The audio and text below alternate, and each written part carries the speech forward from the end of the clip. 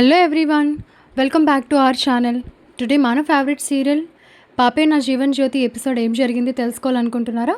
అయితే ఖచ్చితంగా ఈ వీడియో అయితే స్టార్టింగ్ నుంచి ఎండింగ్ వరకు స్కిప్ చేయకుండా చూసేయండి. అలాగే దానికంటే ముందు ఏం చేయాలో తెలుసు కదా, మన ఛానల్ని సబ్స్క్రైబ్ చేయండి, ఫాలో కూడా చేయండి. మీ సబ్స్క్రిప్షన్ అనేది మాకు సపోర్ట్ అండ్ ఎంకరేజ్మెంట్లా ఉంటుంది. Like and share for our support. అలాగే నేనైతే ముగ్గు వేస్తూ సులభంగా మీకు ఈరోజు ఎపిసోడ్ ఏం జరిగింది అనేది అయితే వివరించేస్తాను. కాబట్టి ఖచ్చితంగా స్టార్టింగ్ నుంచి ఎండింగ్ వరకు స్కిప్ చేయకుండా చివరి వరకు చూసేయండి.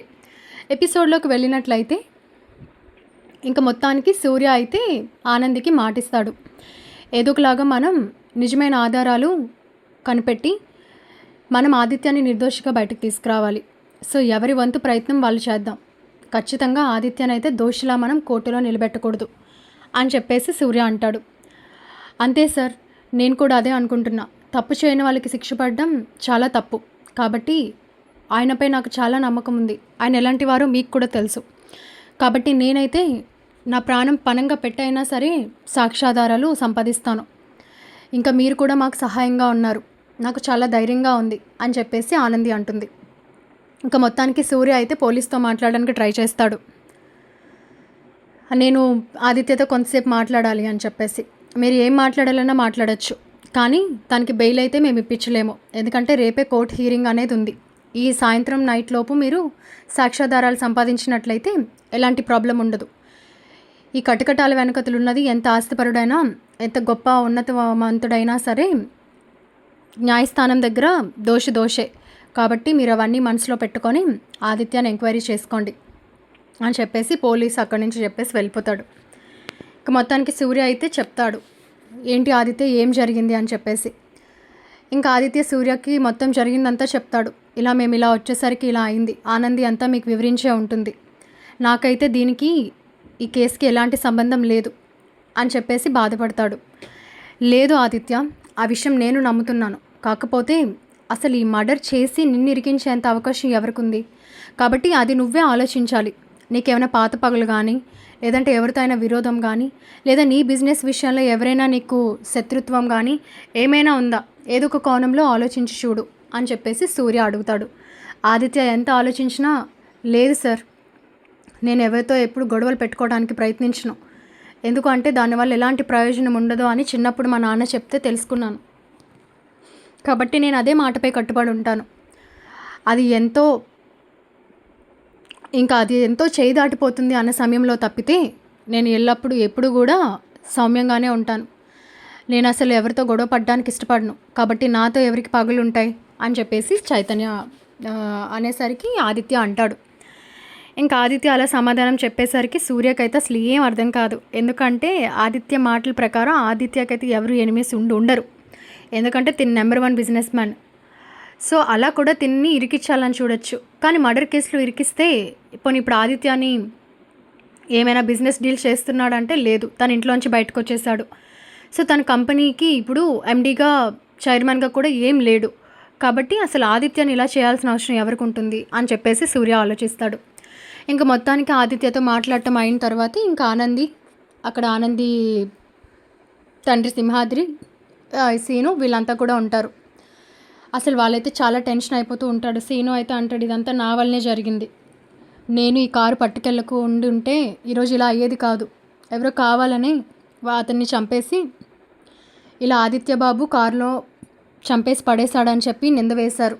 ఇదంతా నా వల్లనే జరిగింది అని చెప్పేసి సీను అనేసరికి ఇంకా ఆనంది కోప్పడుతుంది. ఇక్కడ జరుగుతున్న విషయం ఏంటి, నువ్వు మాట్లాడుతుంది ఏంటి? నీ వల్లని నువ్వు ఎలా అనుకుంటావు? ఇది ఎవరో ప్రీ ప్లాన్డ్గానే చేశారు. అయితే ఎవరికైనా ఆదిత్యపై కోపం ద్వేషం ఉన్నవాళ్ళు చేసి ఉండొచ్చు. లేదా ఎవరైనా యాక్సిడెంట్ చేసి అది వాళ్ళపై రాకుండా ఉండటానికి ఈ కారు ఎవరిదో తెలియక కూడా వాళ్ళు పెట్టేసి ఉండొచ్చు. కారణం ఏదైనా కానీ శిక్ష ఆదిత్య గారు అనుభవిస్తున్నారు. కాబట్టి ఏం జరగాలో అది ఆలోచించాలి, జరిగిపోయిన దానికోసం కాదు అని చెప్పేసి ఇంకా ఆనంది అయితే సీనుకి ధైర్యం చెప్తుంది. ఇంక ఇలా చెప్పేసరికి ఇంకా మొత్తానికి వీళ్ళు మాట్లాడుకుంటూ ఉంటారు. చాలా మంది దగ్గరికి వెళ్తారు, షాప్స్కి వెళ్తారు, ఆ ఏరియాని పరిశీలిస్తారు, అంతా జరుగుతుంది. ఇంకా మొత్తానికి వెళ్ళేసరికి ఆనంది అయితే ఒక బ్లడ్ మార్క్స్ చూసేసి ఇంకా సూర్యకి కాల్ చేస్తుంది. సార్, ఇక్కడ కారు పెట్టిన ప్లేస్కి వచ్చాం. సో ఇక్కడైతే మాకు బ్లడ్ మార్క్స్ దొరికాయి. సో ఇప్పుడు దీన్ని మనం ఏమైనా ఎవిడెన్స్గా తీసుకోవచ్చా అని చెప్పేసి అడుగుతుంది. కరెక్టే, తీసుకోవచ్చు, కానీ అదొకటే మాత్రం ఆదిత్యాన్ని వినిపించడానికి సరిపోతుంది అని నేను అనుకోను. నేను కూడా సీసీటీవీ ఫుటేజ్ ఇవన్నీ తీపిస్తున్నాను. ఇంకొక విషయం ఏంటి అంటే, నేను పోలీస్తో ఈరోజు మాట్లాడినప్పుడు ఆ ఎస్ఐ నాకేం చెప్పాడంటే, ఇన్ఫర్మేషన్ వెళ్ళింది అని చెప్పాడు. అంటే యాక్చువల్లీ మీరు ఇంట్లో నుంచి బయటకు రాకముందే ఆ ఎస్ఐకి ఎవరో ఇన్ఫర్మేషన్ ఇచ్చారు అంటే ఇది ఎవరో కావాలనే చేశారు. కాబట్టి మనం చాలా తెలివిగా ఆలోచించాలి. సో చేశారు అంటే ఎవరో ఒక నెంబర్ నుంచి ఫోన్ అయితే వెళ్తుంది. సో అది ఎవరి నుంచి ఏంటి అనేది నేను ఒకసారి ఎస్ఐ గారిని కనుక్కొని నీకు కాల్ చేస్తానమ్మా అని చెప్పేసి సూర్య పెట్టేస్తాడు. ఇంకొక 5 మినిట్స్లో సూర్య మళ్ళీ కాల్ చేస్తాడు. ఆ ఎస్ఐ నాకు నెంబర్ ఇచ్చాడు, ఈ నెంబర్ నుంచే కాల్ వచ్చిందని చెప్పేసి. సో ఇది ఎవరిది ఏంటి మనం కనుక్కోవాలి, మీరు ఎక్కడున్నారు చెప్పండి నేను వస్తానని చెప్పి ఇంకా సూర్య బయలుదేరి వస్తాడు. ఇంకా సూర్య వచ్చేసరికి ఇంకా ఆనంది, సీను వీళ్ళైతే చాలా టెన్షన్ పడిపోతూ ఉంటారు. ఏమైంది సార్, ఇప్పుడు మనం ఎవరిని కలవబోతున్నాం అని చెప్పేసి ఆనంది అడుగుతుంది. అనేసరికి నేను చెప్తాను కుట్టి, కాబట్టి మీరంతా కారు ఎక్కండి అని చెప్పేసి ఇంకా సూర్య అయితే వీళ్ళందరినీ అక్కడికి తీసుకొని వెళ్తాడు. ఎవరిని ఫోన్ నెంబర్ నుంచి అయితే కాల్ వెళ్ళిందో అతన్ని కలుస్తాడు.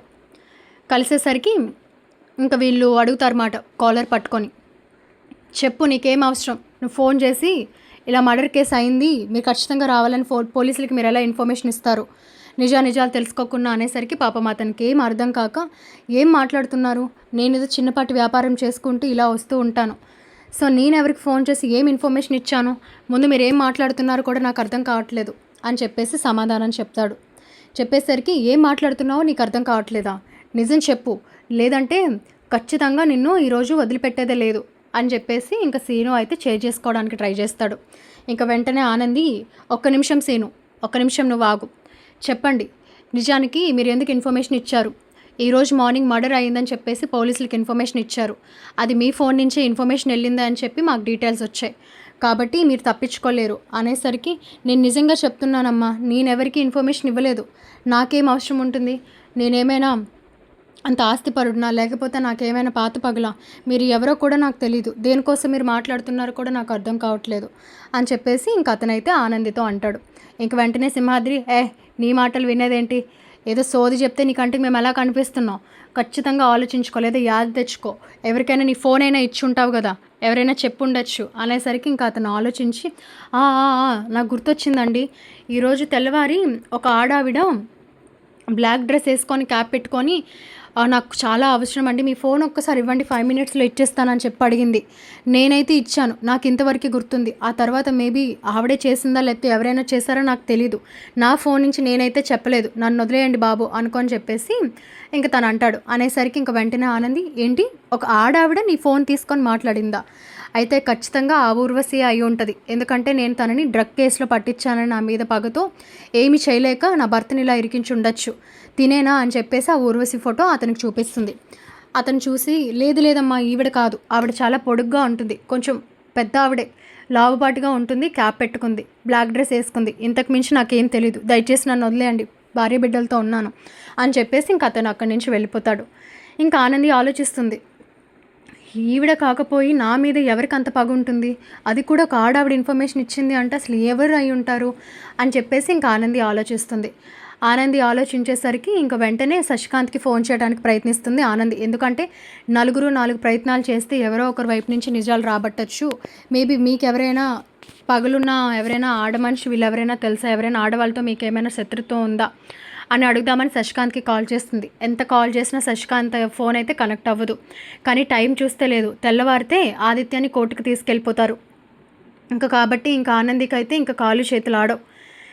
ఇంక వెంటనే ఆలోచిస్తూ ఉంటుంది, అసలు ఏంటి మనకి బాధ, ఈ చీకట్లో ఉన్న ఆలోచనలు కూడా చీకటిమయం అయిపోయినట్టు కనిపిస్తుంది, ఎవరు ఫోన్ ఎత్తట్లేదు, ఇంకా ఇంత టైం అయిపోయింది, మనకి ఇంకా ఏ ఆధారాలు మనం కనిపెట్టలేకపోయాము, సూర్య గారు అక్కడ ఏం చేస్తున్నారని సూర్యకు కాల్ చేస్తుంది.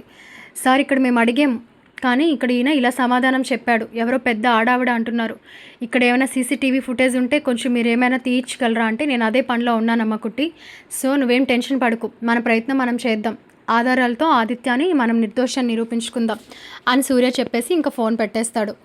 ఇంకా మళ్ళీ సీను మొదలు పెడతాడు, నన్ను క్షమించు కుట్టి, ఇదంతా నా వల్లనే జరిగింది, అసలు నేను నిజంగానే కారు తీసుకెళ్లకుండా ఉండాల్సింది. అంటే ఇంక వెంటనే సింహాద్రి చెప్పరా అసలు నువ్వెందుకు ఇన్ని సార్లు అంటున్నావు? కొంపదీసి నువ్వే ఏమైనా కావాలని చేశావంటే ఏం మాట్లాడుతున్నావు నాన్న? సీను గురించి మనకు తెలీదా? అనేసరికి అది కాదమ్మాడి, నాన్నని కోపగించుకోకు. ఎవరికైనా అంతే కోపం వస్తుంది.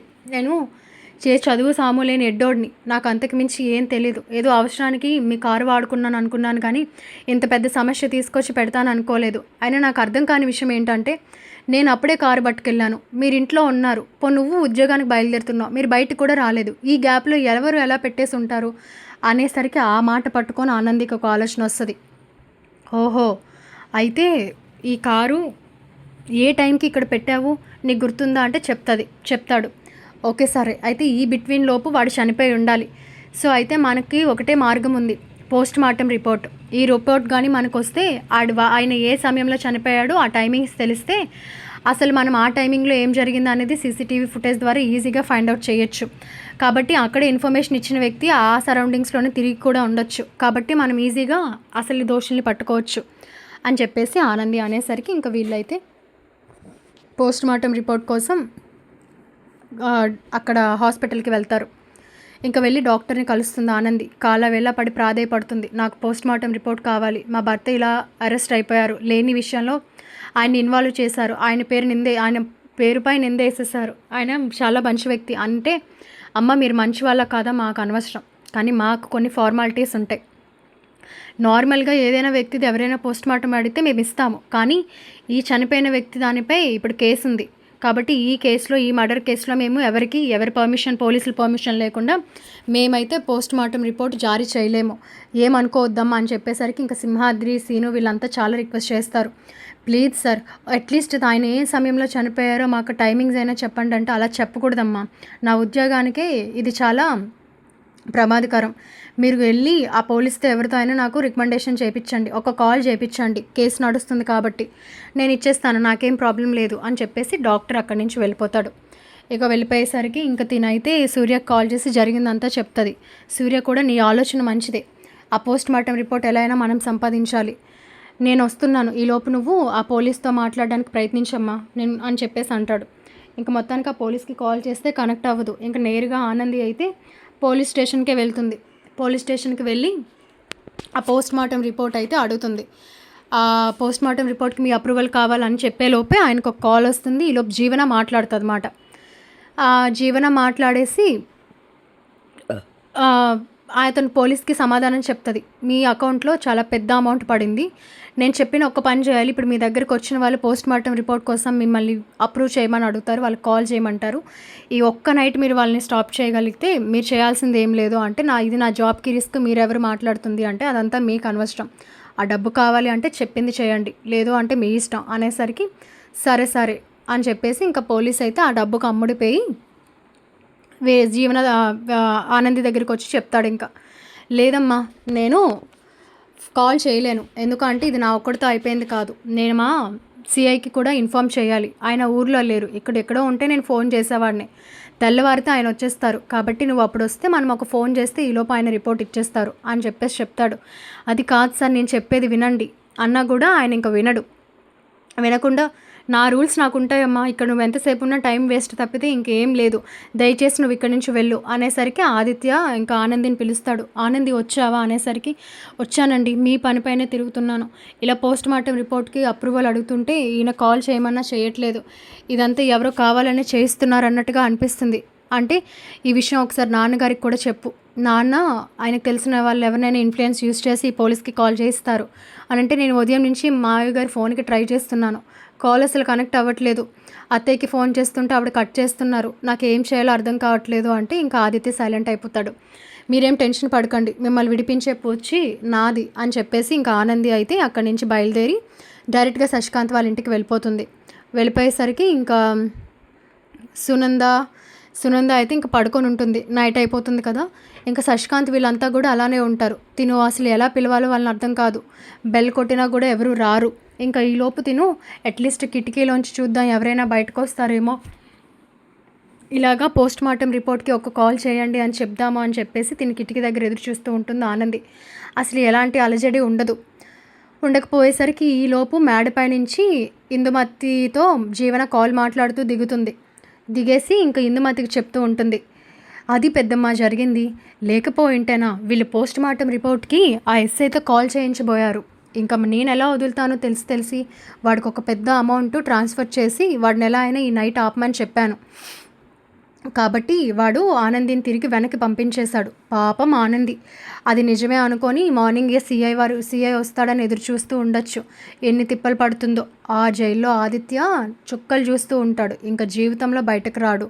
మొత్తానికి మర్డర్ చేయించిన మనం సేఫ్, వాళ్ళు ఇరుక్కుపోయారు. నాకు తలుచుకుంటే చాలా బాధేస్తుంది పెద్దమ్మ, కానీ చాలా సంతోషంగా కూడా ఉంది అని చెప్పేసి ఇంకా ఇందుమతితో అనేసరికి ఈ మాటలన్నీ ఇంకా ఆనంది విని అవి రికార్డ్ చేస్తుంది. ఇంకా వీడియో తీస్తుంది. వీడియో తీసేసరికి ఆనందికి అయితే చాలా కోపం వస్తుంది. కానీ నైట్కి నైట్ తను ఆధారాలు మార్చాలని చూసింది. ఎస్ఐని కొనేసింది. కాబట్టి ఇప్పుడు నేను ఏమన్నా కూడా తిని ఏదో ఒకటి తారుమారు చేసేస్తుంది. ఇది నేను సూర్య గారికి చెప్పి ఏం చేయాలి అనేది తేల్చుకోవాలి. కాబట్టి ఇంత మంచి ఎవిడెన్స్ నాకు దొరికింది అని చెప్పేసి ఇంకా అక్కడి నుంచి సైలెంట్గా ఆనంది వెళ్ళిపోతుంది. కానీ చాలా బాధపడుతుంది. జీవనకి ఏం అవసరం? ఇందుమతి జీవన కలిపి ఇంత హత్య చేయించి ఇది ఆదిత్య గారిపై తోసేశారా? ఆదిత్య గారు ఏ రోజు కూడా వాళ్ళకి ఎలాంటి హాని చేయలేదు. అసలు జీవనకి ఏం అవసరమై ఉంటుంది అని ఆలోచించేసరికి ఓకే, తన ఎండి చైర్కి ఆదిత్య అడ్డుపడుతున్నాడని చెప్పేసి తను ఇలా చేసిందా? అయినా తాండవంతో తనకేం సంబంధం? కారణం ఏదైనా కావచ్చు. ఆదిత్య గారిని ప్రీ ప్లాన్డ్గానే వీళ్ళు ఇరికించారు. ఇంకా వీళ్ళ సంగతి ఏంటనేది చెప్తాను. నేను బాధపడుతుంటే వీళ్ళకి ఎంత సంతోషంగా ఉందా? దీన్ని ఇంతలా సెలబ్రేట్ చేసుకుంటారా? ఆదిత్య గారికి ఇంత నరకాన్ని చూపిస్తారా? వీళ్ళంతా చూస్తానని చెప్పేసి ఇంకా ఆనంది అయితే సూర్యకి కాల్ చేస్తుంది. చేసి జరిగిన విషయం అంతా చెప్తుంది. ఆ వీడియో కూడా పంపిస్తుంది సూర్యకి. ఇలా అయింది, నేను మా మావి గారికి వెళ్ళి ఆ ఎస్ఐకి కాల్ చేసి రికమెండేషన్ ఏదైనా చేయించమందామని కలుద్దామని వెళ్తే ఈలోపు జీవన ఇందుమతితో మాట్లాడుతున్న ఫుటేజ్ దొరికింది. కాబట్టి నేను వీడియో తీశాను. అది మీరు ఆధారంగా యూజ్ చేసుకొని మా ఎలా అయినా ఆదిత్యాన్ని బయటకు తీసుకొని రావాలి అని చెప్పేసి అనేసరికి సూర్య సబాస్ కుట్టి, నువ్వు చేసిన ప్రయత్నం ఫలించింది. ఖచ్చితంగా మనం ఆదిత్యాన్ని విడిపించుకుందాం. అంతేకాదు ఈ వీడియో ఒకటే సరిపోదు. ఎలాగో ఆ ఎస్ఐకి అమౌంట్ ట్రాన్స్ఫర్ అయింది కాబట్టి నేను ఆ స్టేట్మెంట్ కూడా తీపిస్తాను. ఆధారాలతో ఖచ్చితంగా మనం వాళ్ళని బయటపెట్టి ఆదిత్యాన్ని నిర్దోషిగా విడిపించుకుందాం. ఇంక నువ్వు ధైర్యంగా ఉండు, ఇంకా బయట తిరక్కమ్మ, ఇంటికి వెళ్ళిపో అని చెప్పేసి అనేసరికి ఇంకా దీని కోసం సీను సింహాద్రి వెయిట్ చేస్తూ ఉంటారు. సో ఇంకా ముగ్గురు కలిపి ఇంక ఇంటికి వెళ్తారు. ఇంటికి వెళ్ళేసరికి మొత్తానికి కోర్టు హీరింగ్ వస్తుంది. ఈలోపు సునంద శశికాంత్ వీళ్ళైతే వస్తారు. శశికాంత్కి నోటిఫికేషన్ వెళ్తుంది, ఆనంది చాలా టైమ్స్ కాల్ చేసింది కానీ కలవలేదు అని చెప్పేసి. ఇంక వెంటనే తిరిగి కాల్ చేస్తాడు. చేసేసరికి ఆనంది చాలా విచిత్రంగా మాట్లాడుతుంది. మీరు ధైర్యంగా ఉండండి మావయ్య, ఖచ్చితంగా నా భర్త నిర్దోషిగా బయటకు వస్తాడు. ఎలాంటి నిజమైన దోషులు ఎవరో వింటే మీకే షాక్ అవుతారు. ఎవరమ్మా అంటే, లేదు మావయ్య, అదంతా మీరు కోర్టులోనే వినాలి. ఎందుకు అంటే మేము చెప్పినా మీరు నమ్మినా అత్తయ్య గారు నమ్మరు. మీరు అర్జెంటుగా అత్తయ్య గారిని తీసేసుకొని వచ్చేయండి అంటే, లేదమ్మా మేము ఆల్రెడీ బయలుదేరాం, అసలు నీ మాటలు వింటుంటే నాకు భయం వేస్తుంది అంటే, ఎందుకు భయపడాల్సిన అవసరం లేదు మావయ్య, నేను చాలా షాక్ అయ్యాను. కానీ నిజాలు బయటపడ్డాక ఈ రోజుల్లో ఎవరిని నమ్మటానికి లేదు. సరే మీరు అక్కడికైతే వచ్చేయండి, నేను నాన్న అందరం బయలుదేరుతున్నాం అని చెప్పేసి ఇంకా సింహాద్రిని సీనుని తీసుకొని ఆనంది కూడా వచ్చేస్తుంది. ఇంక ఈలోపు సునంద అయితే ఇల్లు పీకి పందిరేసేస్తుంది. ఎలా అంటది, చిచ్చి దీన్ని నమ్ముకొని ఇంత నమ్మక ద్రోహం చేసింది. నా కొడుకుని కోర్టు మెట్లు ఎక్కకుండా చేస్తానని చెప్పింది. కానీ మొత్తానికి ఈరోజు వాళ్ళు కోర్టుకి తీసుకెళ్ళిపోతున్నారు. ఇంకా వాడిని కోర్టుకి తీసుకెళ్తే ఆధారాలు లేకపోతే వాడిని అరెస్ట్ చేస్తారు. కాబట్టి వాడికి ఎలాంటి శిక్ష పడుతుందో అది నేను చూసి తట్టుకోలేను. నా కొడుకుని రక్షించలేకపోయింది, దాన్ని పెళ్లి చేసుకునే వీడికి తిప్పలు అని చెప్పేసి సునంద నోటికి వచ్చినట్టు మాట్లాడితే ఇంకా శశికాంత్ అంటాడు, లేదు ఆనంది నాతో మాట్లాడింది, నిజమైన దోషులు ఎవరో తనకు తెలిసినట్టే ఉంది. తను చాలా ధైర్యంగా సమాధానం చెప్పింది. ఆనంది ఆదిత్యాన్ని కాపాడుకుంటుందన్న నమ్మకం నాకుంది. కాబట్టి నువ్వు లేనిపోని ఆలోచనలు పెట్టుకోకు అని చెప్పేసి సునందతో అంటాడు. ఇంకా మొత్తానికి కోర్టుకైతే వెళ్తారు. కోర్టుకి వెళ్ళాక ఇంకా సూర్య అయితే వచ్చి మొత్తం విషయాలన్నీ బయట పెడతాడు జడ్జి ముందు. అసలు నువ్వు నిర్దోషి, ఆదిత్యాన్ని దోషులు ఎవరు అనుకుంటున్నారా? ఇగో ఈ ఎస్ఐ కూడా అమ్ముడిపోయి నైట్ పోస్ట్ మార్టం రిపోర్ట్ ఇమ్మంటే ఇవ్వకుండా ఇలాగ జీవన అమౌంట్ ట్రాన్స్ఫర్ చేస్తే ఆ డబ్బుకు అమ్ముడిపోయాడు అనేసరికి ఇంకా పోలీస్ షాక్ అయిపోతాడు. అక్కడ ఇక జీవన కూడా షాక్ అయిపోతుంది. నేను ఎస్ఐకి డబ్బు పంపించానని వీళ్ళకి ఎలా తెలిసింది అని ఆ స్టేట్మెంట్ కూడా జడ్జికి హ్యాండ్ ఓవర్ చేస్తాడు. ఇంకా తిను ఇందుమతితో మాట్లాడుతున్న వీడియో ఏదైతే ఆనంది సూర్యకి సెండ్ చేసిందో ఆ వీడియో కూడా జడ్జికి ఇస్తారు.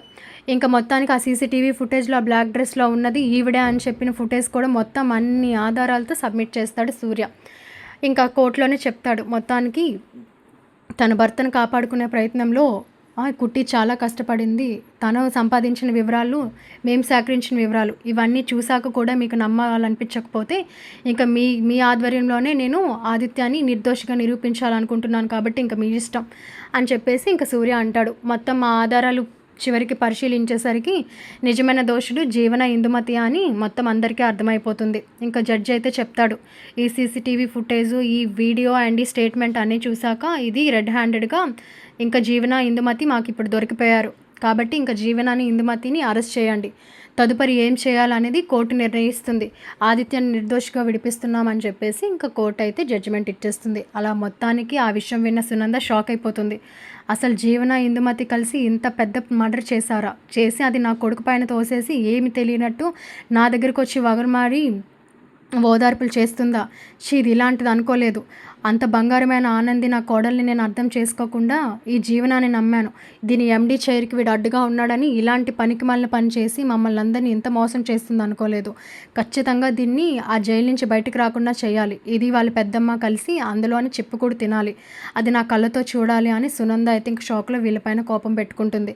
ఇంకా అలా మొత్తానికి ఆనంది అయితే తన ప్రయత్నంతో సూర్య తను ఇచ్చిన ధైర్యంతో ఇంకా మొత్తానికి ఆధారాలు సేకరించి నిజమైన దోషులు నేరస్తులు జీవన అండ్ ఇందుమతియ అని చెప్పి కోర్టులో అయితే మొత్తానికి నిరూపించగలుగుతుంది ఆనంది.